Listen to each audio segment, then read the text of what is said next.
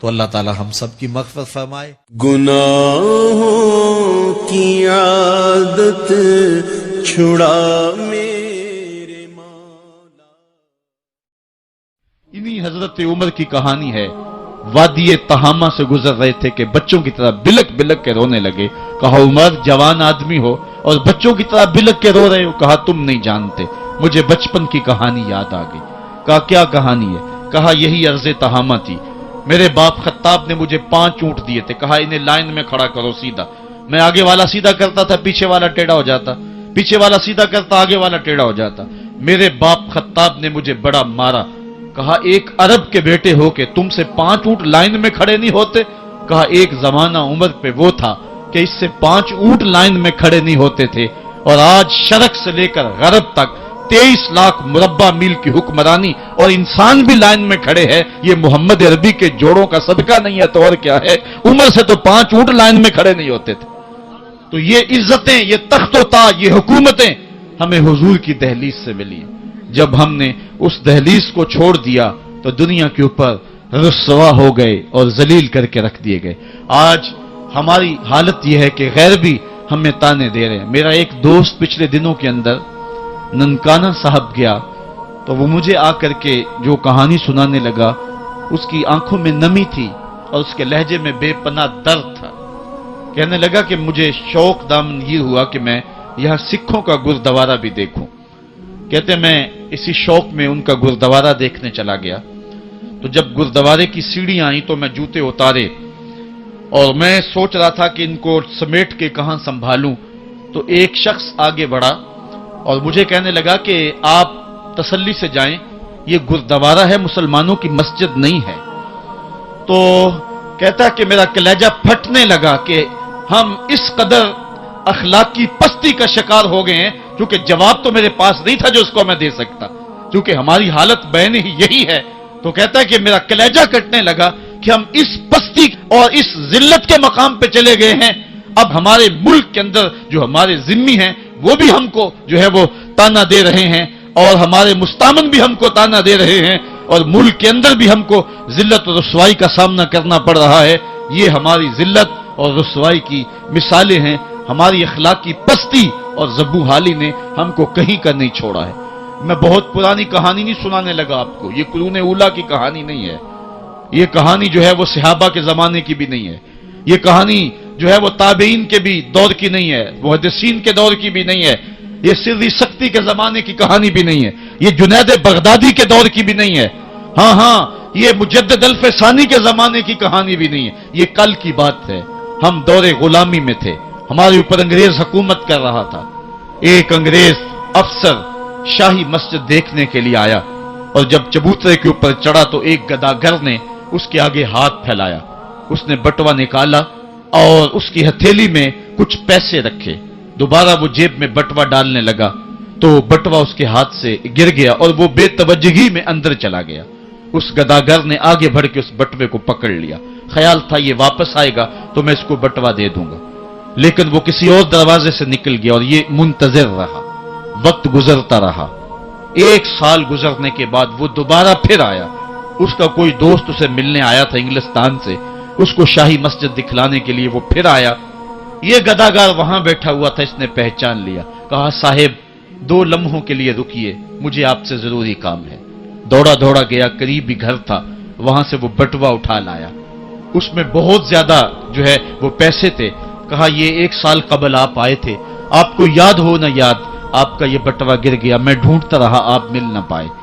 اس نے جب دیکھا, وہ ایک کبھی بٹوے کے اندر رقم کو دیکھے, کبھی گداگر کے چہرے کو دیکھے, پھر اس سے رہا نہ گیا. اس نے کہا تو گداگر ہے اور تو ایک ایک پائی صبح سے شام تک اکٹھی کرتا ہے, اتنی رقم تجھے اکٹھی مل گئی تو تو اس رقم سے اپنا گھر بنا سکتا تھا, کاروبار سیٹ کر سکتا تھا, اور 1 سال ہو گیا تو میرا انتظار کرتا رہا.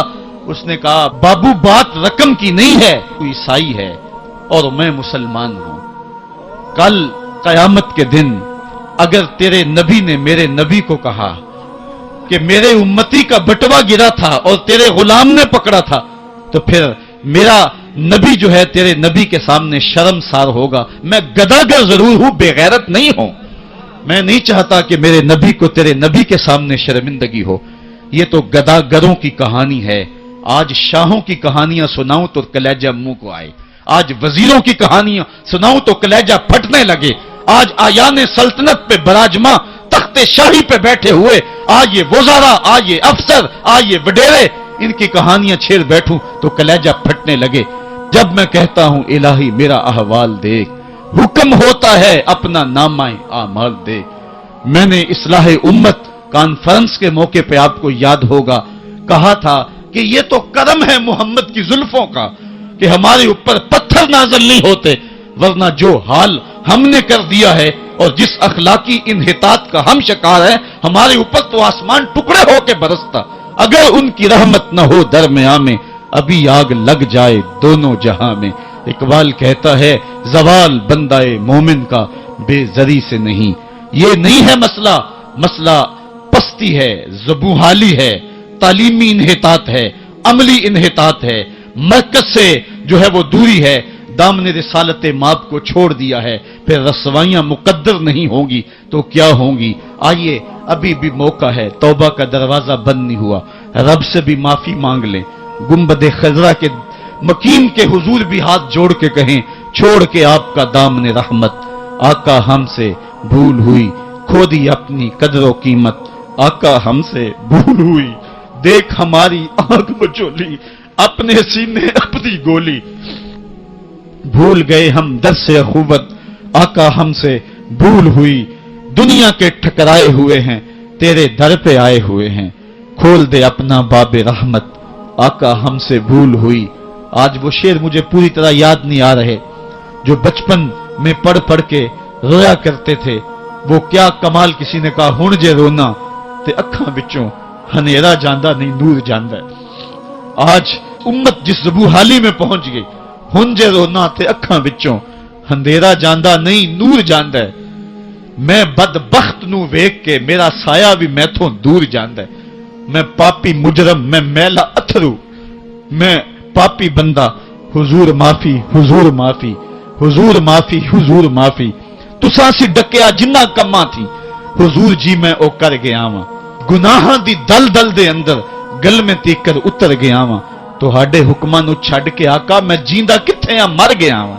हुजूर माफी, हुजूर माफी, हुजूर माफी, हुजूर माफी। अल्लामा इकबाल फरमाते हैं आओ अगर तुम दोबारा उसी उरूज को देखना चाहते हो तो दामने मुस्तफा को थाम लो। सारा फलसफा इकबाल ने अपने इस एक शेर में निचोड़ा।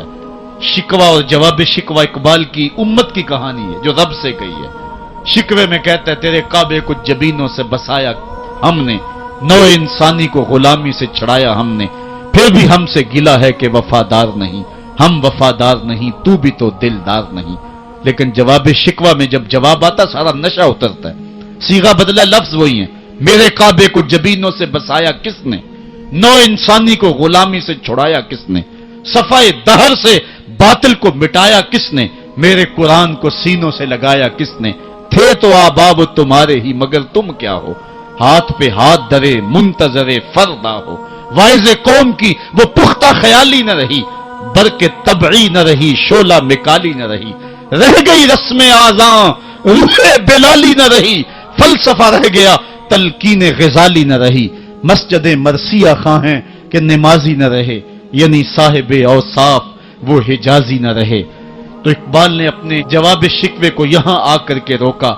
सदा उधर से आ रही है, उम्मत को इलाज दिया जा रहा है। इकबाल के सारे फलसफे का निचोड़ ये है कि मोहम्मद से वफा तूने तो हम तेरे हैं, ये जहां चीज है क्या लौहो कलम तेरे हैं। फिर लौह भी तेरे हाथ में दे देंगे, कलम भी तेरे हाथ में पकड़ा देंगे, तख्ती भी तेरे पास होगी, कलम भी तेरे पास होंगे। फिर तेरी तकदीर के फैसले वाशिंगटन में नहीं होंगे, फिर खुदा बंदे से खुद पूछेगा बता तेरी रजा क्या है। तो हमने उन राहों का मुसाफिर बनना है। आइयो जिंदगी का जमाल और जिंदगी का हुस्न हासिल करने के लिए हुजूर की दहलीज पे आ जाएं। बहुत दूर जा चुके हैं, आका की रहमत अब भी आवाजें दे रही हैं, मेरे भोले भाले उम्मतियों वापस आ जाओ, मैं तुम्हें सीने से लगा के तुम्हारे पिछले सारे गुनाह बख्शवा दूंगा। और रब कह रहे वलो अन्नहुम इज़्ज़लमू अनफुसहुम जाऊका ظلم کر بیٹھے ہو کوئی بات نہیں، میرے محبوب کی دہلیز پہ آ جاؤ، میرے نبی کے ہاتھ اٹھ کے میں تمہارے سارے گناہ ہی معاف فرما دوں گا۔ اللہ کو تو اللہ تعالی ہم سب کی مغفرت فرمائے۔ گناہوں کی عادت چھڑا میرے